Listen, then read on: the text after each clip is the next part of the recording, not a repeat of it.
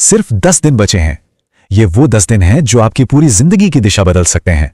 UPSI भाई, ये सिर्फ एक एग्जाम नहीं है, ये जिम्मेदारी का इम्तिहान है, वर्दी की इज्जत का इम्तिहान है। लेकिन सवाल यह है कि 2025 की इस जंग में यूपीएससी का एग्जाम क्लियर करना मुश्किल नहीं है। बस आखिरी पलों में सही निशाना लगाना, सही छक्का मारना आना चाहिए। और आज मैं आपको वही सिखाने वाला हूं। मैं जानता हूं इस वक्त घड़ी की सुई नहीं, दिल की धड़कनें ज्यादा तेज भाग रही हैं। थोड़ा डर, थोड़ी घबराहट, ये सब नॉर्मल है। हर टॉपर को, हर सिलेक्टेड कैंडिडेट को यह महसूस होता है। लेकिन एक बात याद रखना, ये 10 दिन सिर्फ डर और तनाव के नहीं है, ये आपकी जिंदगी का सबसे बड़ा, सबसे सुनहरा मौका है। ये वो 10 दिन हैं जब आप अपनी किस्मत अपने हाथों से लिखने वाले हैं। तो अब वक्त आ गया है डिफेंसिव खेलने का नहीं, बल्कि फाइनल अटैक मोड में आने का। अब चुकने का कोई ऑप्शन नहीं है, अब सिर्फ छक्का मारना है। चलिए अब सीधे मुद्दे पर आते हैं। मैं आपको यहां एक टीचर की तरह नहीं, बल्कि एक सिलेक्टेड सीनियर की तरह, एक बड़े भाई की तरह वो प्लेबुक दूंगा जो आपको इस लाखों की भीड़ से निकालकर वर्दी तक ले जाएगी। तो जीत का फॉर्मूला क्या है इन आखिरी दिनों में? बहुत सिंपल है, स्मार्ट रिवीजन और स्मार्ट प्रैक्टिस। इन दोनों को मिला दो तो सिलेक्शन पक्का है। अब वो जमाना गया जब आप दिनों को सब्जेक्ट्स में बांटते थे। अब हर एक दिन, हर एक सब्जेक्ट को बैलेंस करना होगा। तो चलिए अब उस डेली एक्शन प्लान की बात करते हैं जो असल में काम करता है। अब हमें उस कोड को क्रैक करना है कि सच में क्या जरूरी है और कहां अपनी पूरी एनर्जी झोंक देनी है। तो ठीक है, सबसे पहले बात करते हैं उन कामों की जो अगले 10 दिन के लिए सबसे ऊपर आपकी टॉप प्रायोरिटी होनी चाहिए। देखिए, इनको सिर्फ सलाह मत समझना, ये एक मिशन के निर्देश हैं और इनका पालन करना अनिवार्य है। तो पहला और सबसे अहम नियम, कोई भी नया टॉपिक, कोई नई किताब, कोई नया पीडीएफ बिल्कुल हाथ नहीं लगाना है। इस वक्त सीखी हुई कोई भी नई चीज एग्जाम के प्रेशर में धोखा दे जाएगी, ये तय है।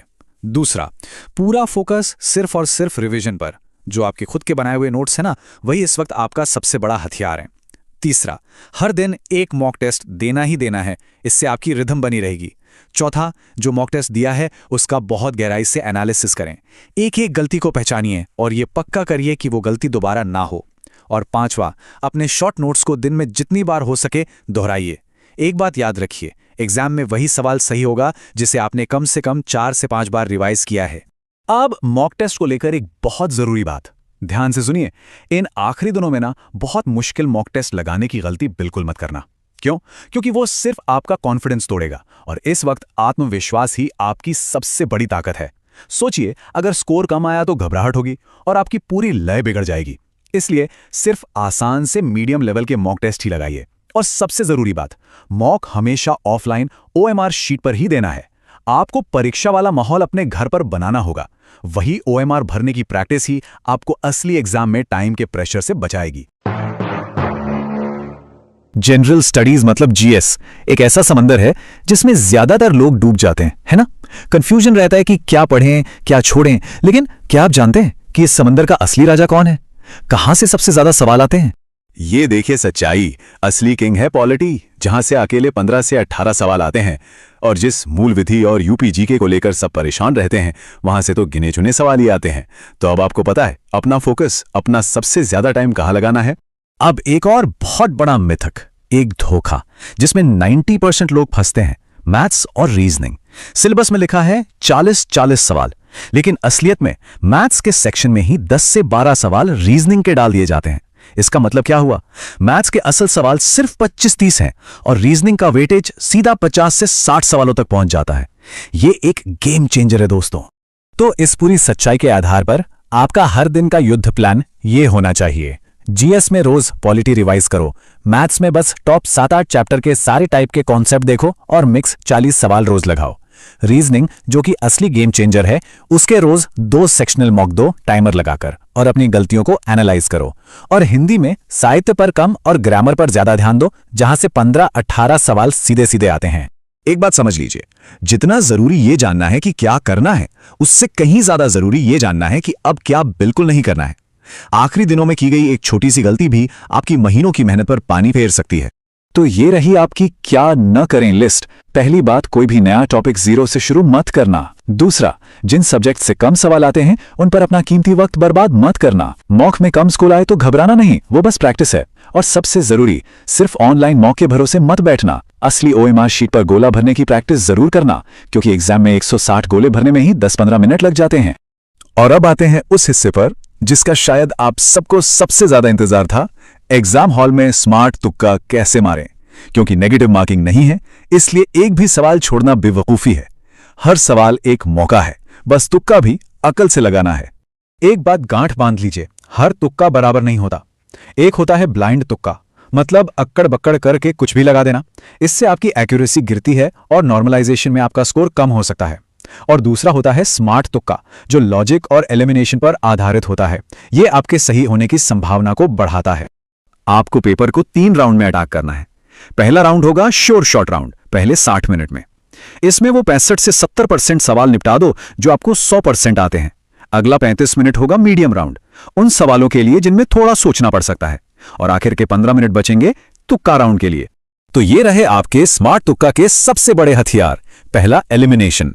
अगर आपने 2 गलत ऑप्शन भी हटा दिए तो आपके सही होने के चांस सीधे 50% हो जाते हैं। दूसरा, जीके और हिंदी में अक्सर जो ऑप्शन सबसे लंबा और डिटेल में होता है वही सही होता है।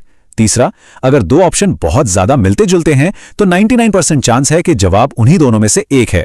और आखिर में, अगर कुछ भी समझ ना आए तो ऑप्शन बी या सी में से किसी एक को पकड़ो और बचे हुए सारे सवालों में वही लगा दो। चलिए अब बात करते हैं उस चीज की जो इन सब रणनीतियों से भी ज्यादा जरूरी है। वो है आपकी मानसिक ताकत। यह वक्त है इस दबाव को अपनी सबसे बड़ी ताकत में बदलने का। एक बात हमेशा याद रखना, एग्जाम हॉल का कॉन्फिडेंस कोई तोहफा नहीं है जो ऊपर से मिलता है। इसे कमाना पड़ता है, बार बार लगातार अपने हाथों से बनाए नोट्स को रिवाइज करके। जिसने अपने नोट्स को 4 से 5 बार नहीं घोंटा है उसे एग्जाम में कुछ याद नहीं आने वाला। सिलेक्शन हमेशा उनका होता है जो आखिरी पल में टूटते नहीं, बिखरते नहीं, बल्कि अपनी रफ्तार को और भी ज्यादा तेज कर देते हैं। ये परीक्षा आपके ज्ञान से ज्यादा आपके हौसले की है। ये 10 दिन आपको बुरी तरह थका देंगे, आपकी हिम्मत को तोड़ेंगे। आपको लगेगा कि बस अब और नहीं।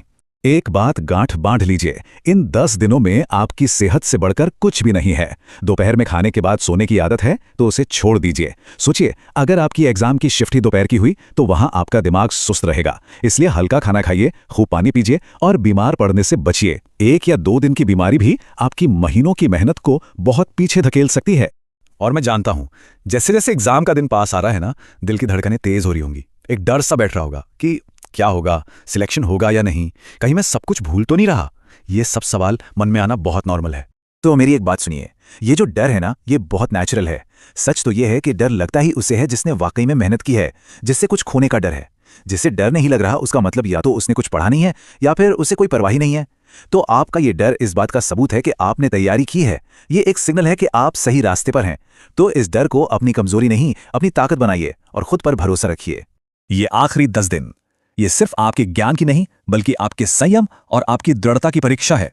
भटकना बिल्कुल नहीं है, शांत रहना है, फोकस्ड रहना है। आपने महीनों जो तपस्या की है, अब उसे उसके अंतिम अंजाम तक पहुंचाने का वक्त है। अपनी रणनीति पर विश्वास रखिए और उससे भी बढ़कर अपनी मेहनत पर विश्वास रखिए। वो वर्दी, कंधे पर वो सितारे, वो आपका इंतजार कर रहे हैं। इन 10 दिनों में अपना सब कुछ झोंक दीजिए, अपना सर्वश्रेष्ठ दीजिए। जल्द ही मुलाकात होगी वर्दी में।